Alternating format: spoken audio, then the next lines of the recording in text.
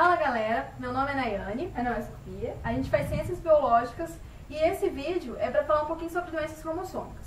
Então, toda modificação que altera o número ou a estrutura do cromossomo de uma célula é chamada de mutações cromossômicas. Ou também pode ser chamada de aberração ou anomalia cromossômica. As mutações cromossômicas podem ser classificadas em mutações numéricas, em que há alteração de número de cromossomos de uma célula. Ou mutações estruturais, quando há alteração na forma ou estrutura do cromossomo na célula. Agora eu vou falar um pouco mais sobre a euploidia. A euploidia envolve alterações em lotes inteiros dos cromossomos. É uma típica aberração numérica que resulta de um processo chamado de poliploidia. A poliploidia é no núcleo da célula tendo mais de 2 cromossomos. E na euploidia, então, os cromossomos duplicados eles não se separam durante a anáfise e das divisões celulares. Eu sou o José e vou falar um pouquinho de deficiência ou deleção. Essas são anomalias estruturais genéticas e ocorrem quando há perda de um pedaço do cromossomo. Em alguns casos, essa perda é de quase todo o cromossomo, já em outros é só uma porção. A ruptura desse cromossomo irá resultar na falta de um ou mais genes, e a sobrevivência desse indivíduo vai depender da importância desse gene fragmentado. Deleção é a perda de um pedaço do cromossomo que não inclua o centrômero. A perda do centrômero levaria a uma monossomia. A deleção pode ser terminal ou intercalar, ou seja, a deleção resulta em desequilíbrio do cromossomo para a perda de um segmento cromossômico.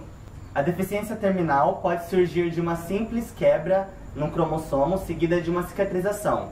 A intercalar resulta de 2 quebras seguidas da reunião das extremidades quebradas. No ser humano, o exemplo mais comum é a deleção de parte do braço curto do cromossomo 5, que acarreta a síndrome de Cri-du-Chat. Os portadores dessa síndrome se caracterizam por assimetria facial, microcefalia e choro semelhante ao miado do gato, resultante da má formação da laringe. Agora eu vou falar um pouco sobre a inversão. Uma parte do cromossomo ocorre em 2 fraturas. Em seguida, os fragmentos são restaurados, só que na posição invertida.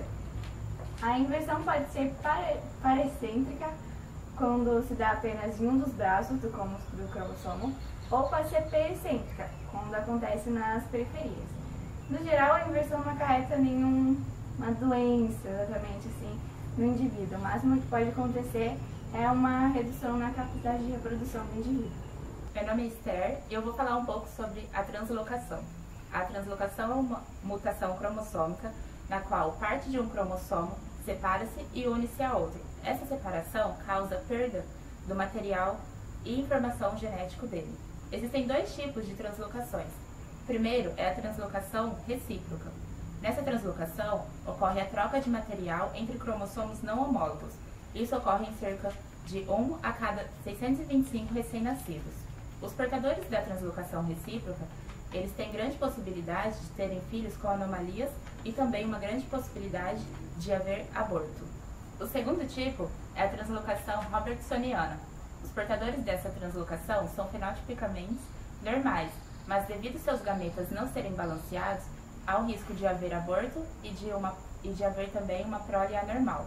O portador da translocação robertsoniana que tenha o cromossomo 21 tem uma grande possibilidade de ter um filho com síndrome de Down. As principais doenças causadas pela translocação são o câncer, a infertilidade e a síndrome de Down. Bom, meu nome é Roberto e eu vou falar sobre duplicação. A duplicação cromossômica é qualquer duplicação de uma região de DNA que contém o gene. Pode ocorrer como um erro na recombinação homóloga. Em geral, a duplicação é bem menos nociva do que a deleção. As duplicações podem originar-se por crossing over, desigual ou por segregação. A duplicação nada mais é do que uma adição de um segmento cromossômico resultante do cromossomo homólogo. Dessa forma, o conjunto de genes aparece duplicado. Então, galera, as mutações genéticas nem sempre são problemas e as pessoas não vão virar mutante do nada. Exatamente. Elas vão sair por aí virando os X-Men e soltando as leis de superpoderes. As mutações genéticas são importantes, na verdade, para a variabilidade genética. Então é isso aí, tomara que vocês entendam tudo que a gente disse. E até a próxima!